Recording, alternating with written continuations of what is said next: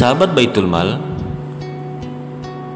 Syekh Ibnul Qayyim Al-Jauziyah dalam kitabnya yang diterjemahkan Tamasya ke Surga menerangkan suatu ketika Rasulullah SAW berkisah kepada para sahabatnya tentang perjalanannya di surga pada saat Isra Mi'raj.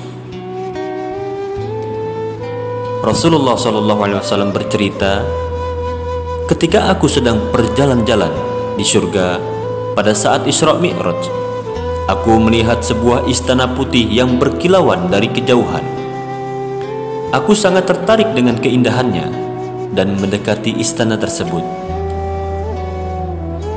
Ketika hendak memasukinya, aku menahan diri dan bertanya sejenak kepada malaikat Jibril, "Wahai Jibril, istana siapakah yang indah berkilauan ini?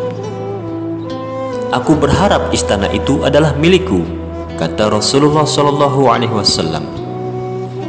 Jibril pun menjawab, "Ini adalah istana yang Allah sediakan untuk salah seorang sahabatmu." Rasulullah SAW pun terkejut. "Siapakah dia ya Jibril?" Jibril menjawab, "Sahabatmu, Umar bin Khattab." Seketika itu Rasulullah SAW mengurungkan niatnya untuk memasukinya karena Rasulullah malu memasuki istana yang bukan miliknya. Lalu Umar bin Khattab yang pada saat itu sedang mendengarkan cerita Rasulullah pun menjadi menangis. Lalu berkata kepada Rasulullah, "Wahai Nabi, mengapa engkau harus malu pada orang seperti diriku?"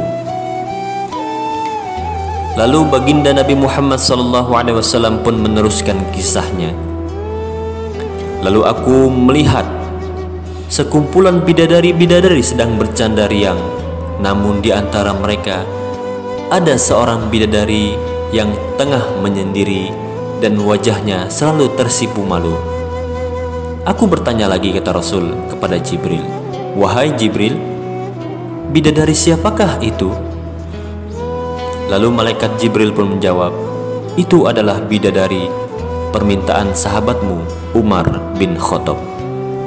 Allah sudah menyediakan baginya." Subhanallah, Umar pun mengakui bahwa ia sering berdoa agar diberikan bidadari surga yang berkulit hitam manis, bermata jeli dan pemalu. Bidadari untuk Umar bin Khattab langsung disiapkan oleh Allah Subhanahu wa Ta'ala karena Amirul Mukminin ini begitu istimewa. Sahabat Rasulullah ini telah mendapatkan jaminan masuk surga meski ia juga bukan bagian orang-orang yang pertama masuk Islam. Bahkan Umar bin Khattab masuk Islam atas doa Rasulullah SAW. Tatkala hidayah Allah menyentuh hati dengan mendengarkan lantunan ayat suci Al-Quran, ia pun tak pernah ingkar dari apa yang diperintahkan oleh Allah Subhanahu wa Ta'ala dan Rasulullah SAW. Senantiasa melakukan amar ma'ruf nahi mungkar.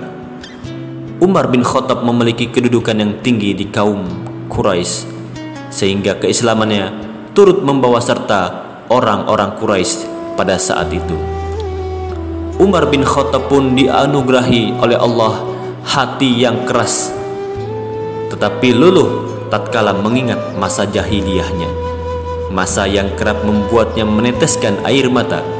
Keras hatinya selalu tertuju pada kemungkaran, dan hal inilah yang membuat setan takut dan lari terbirit-birit jika melihat Umar bin Khattab.